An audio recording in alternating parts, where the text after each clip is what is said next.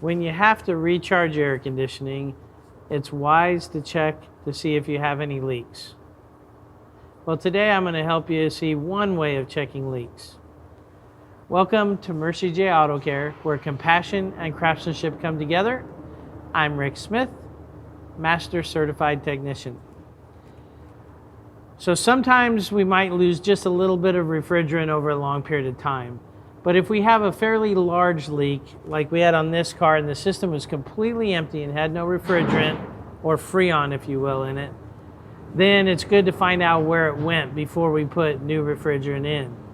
Now there's a lot of different ways to check for leaks. None of them are foolproof. So I'm going to show you how we found the leak on this AC compressor right here. We put some air in the system. We could have put refrigerant in. And we simply used some soap and water. And on this particular one, if you look right down here, you can see the bubbles forming. And we have a leak coming from this air conditioning compressor. So I hope this was a little fun for you to watch today. Very simple test, very obvious. We found the leak. So until next time, safe travels to you and blessings.